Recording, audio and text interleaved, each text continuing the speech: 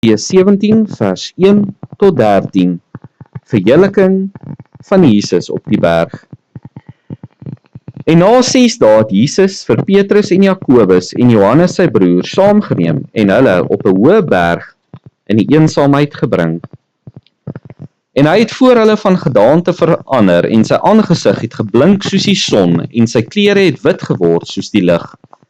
En kyk, daar verskyn aan hulle Moses en Elia in gesprek met hom. Toe begin Petrus vir Jesus te sê, Here, dit is goed dat ons hier is. As U wil, laat ons hier 3 hutte maak.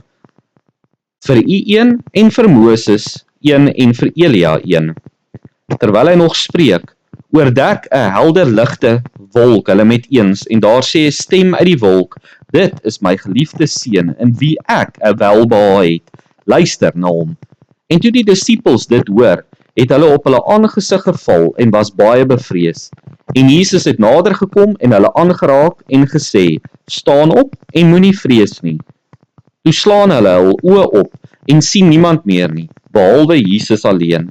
En onderwyl hulle van die berg afklim, het Jesus hulle bevel gegee en gesê, julle moet vir niemand iets van die gesig sê, voordat die Seun van die mens uit die dode opgestaan het nie.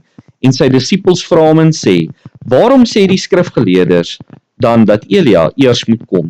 En Jesus antwoord en sê vir hulle, dis waar, Elia kom eers en sal alles herstel, maar ek sê vir julle dat Elia al gekom het, en hulle het hom nie erken nie, maar aan hom alles gedoen wat hulle wou. So sal die Seun van die mens ook deur hulle lei. Toe verstaan die disippels dat hy met hulle van Johannes die Doper gespreek het.